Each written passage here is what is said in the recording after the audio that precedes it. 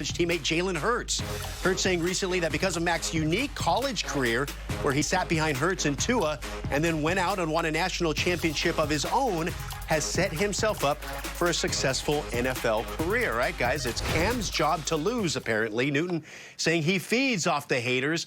And on the other side, Belichick not shy about pulling quarterbacks if he feels there's a better option on the roster. So how do you see the Patriots quarterback situation playing out, Baldy? Well, I think it's Cam Newton's job to lose. I think whatever Cam Newton has left, we're going to see the best of it. The roster around him has been greatly improved, not just offensively with weapons, but defensively. They're a much improved football team around the quarterback. Now, Cam was benched twice last year. He was benched against the 49ers at home, benched at home in Week 16 against Buffalo, and he just wasn't moving the team. He was making way too many errors. Now, Mac Jones comes in. I've never seen a quarterback complete 78% of their passes at any level.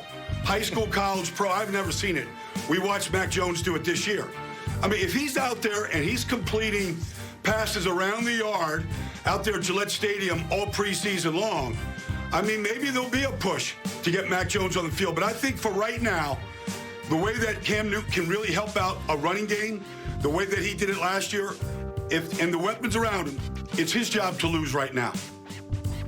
And, Baldy, when you look at the way the offseason went, I think there's a few things that we were made clear of. And that's, one, this is Cam Newton's job until somebody beats him out, and that has to happen. Two, what Mac Jones did during this offseason in OTAs and minicamp can't really be ignored. And I think that doesn't mean he's going to take the job right now, but he did open some eyes in New England with the way his decision-making improved over those 4 weeks, the way he was decisive with the football. And they did not handle him with white gloves. Talking to people in New England, they really wanted to push him and try to get him ready as quickly as possible. It's something Bill Belichick likes to see with him and his staff, and they've been working on that very hard with Mac Jones. So I do think the accuracy issues and the inconsistent play that Cam Newton had a year ago, if you see that again over the length of training camp for periods of time, that would open up the door for Mac Jones a little bit. But one thing he has to do, Omar, is protect the football. Threw a couple of picks during the offseason. Again, that's a learning portion of time. That's a time where everybody's picking up the playbook. But at the same time, if he protects the football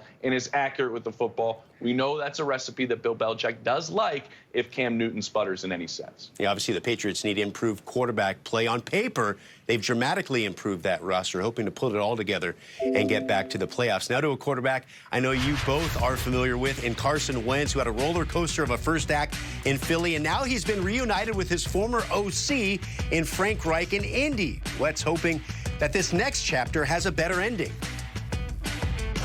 I really feel like I have a new passion for the game now that I've seen.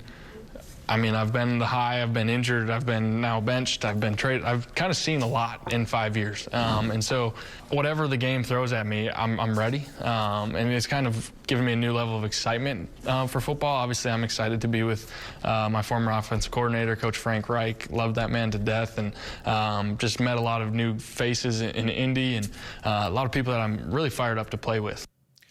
All right, guys, Baldy, you know the Philly media can be blunt at times. James, your dad's been a part of that Philly media for years. But Carson's play towards the end gave them good reason to be. Will a fresh start in Indy get Wentz back to playing at that MVP caliber level? I don't think this is just as easy as putting a different uniform on with a coach that he likes. I mean, there was a lot of dysfunction on Carson's part. I mean, whether it was his inability to communicate and really galvanize the team around him, that's the quarterback's job. Build the relationships, keep them going. You just can't shut down the way Carson did in Philadelphia last year and just not have relationships.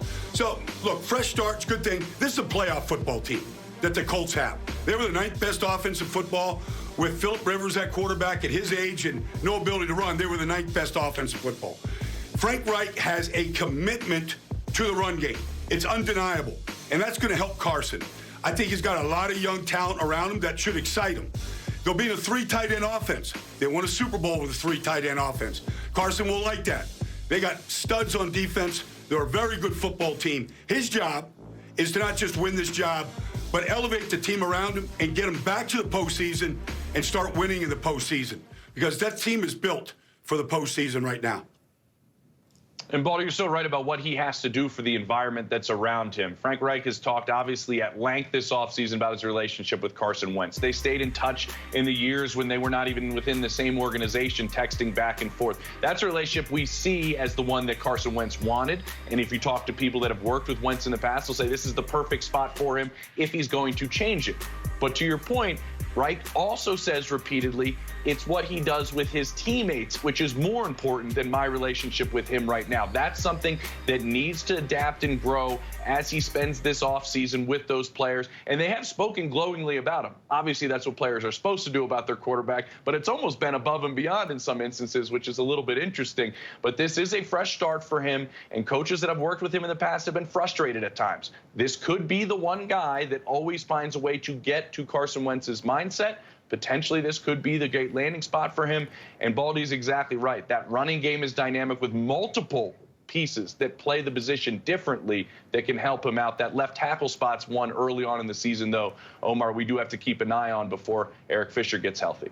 Yeah, you can argue that maybe the Eagles kept together that Super Bowl 52 winning roster a little too long. The cupboard was bare toward the end of Wentz's tenure there. The Denver Broncos are in the middle of a quarterback camp battle between Drew Lock and Teddy Bridgewater. Whoever wins the job will be tasked with navigating the team's toughest four-game stretch of the season in weeks 4 through 7. Let's go! Let's go! Let's do it! The stretch starts with consecutive games against AFC North opponents. First, taking on former MVP Lamar Jackson and the Ravens before visiting two-time Super Bowl champion Ben Roethlisberger and the Steelers. Denver then faces their division rival Las Vegas Raiders in the lone game of the stretch where I have them favored, before another AFC North matchup with Baker Mayfield, Myles Garrett, and the Cleveland Browns. Touchdown, Denver! Touchdown, Denver! The two-time defending AFC champion Kansas City Chiefs are favorites in my model in each game during their toughest four-game stretch of the 2021 season. The ball comes your way, fly around and make on him! Starting with a rematch of the 2020 AFC Championship game against Josh Allen, Stephon Diggs, and the Buffalo Bills. He's lucky I ain't 6 feet. You gotta took the ball from him. Kansas City then goes on the road for two games against defending division champs. First, the Washington football team, and then the Tennessee Titans. The Chiefs then return home to face the New York Giants before another marquee matchup with reigning MVP Aaron Rodgers and the Green Bay Packers. Let's go! New head coach Brandon Staley and the Chargers will be challenged quickly this season, as the team's toughest four-game stretch is in weeks 1 through 4. Touchdown, Chargers! Joining the Detroit Lions as the only teams to start with the most difficult 4 games. Second-year quarterback Justin Herbert will not be able to ease into the season, as he faces potentially the best defensive line in the league in week 1 when he goes up against Chase Young and the Washington football team. Los Angeles then hosts the Dallas Cowboys before traveling to Kansas City to take on the defending AFC champion Kansas City Chiefs. The stretch concludes with the lone game where I have the Chargers favored, taking on the Raiders at home. Caught Keenan Allen into the end zone. Touchdown, Chargers! The Las Vegas Raiders' toughest four-game stretch this season doesn't come until weeks 12 through 15, when it starts against a former Raider in Amari Cooper and the Dallas Cowboys. Come on, bro. What else would you rather do? Las Vegas then hosts Chase Young and the Washington football team before two tough road games. The Raiders face the Kansas City Chiefs and Cleveland Browns to round out their difficult stretch in games where they have a win probability below 40% in my model. Fires to Renfro. Touchdown. And it's game over, baby. Yes. Patrick Mahomes and the Chiefs are big favorites again in the AFC West. But will the Chargers or someone else challenge them in 2021? Brian Baldinger and James Palmer back with me now. We saw some wildly entertaining games in this division last year, but more often than not, the Chiefs came out on top.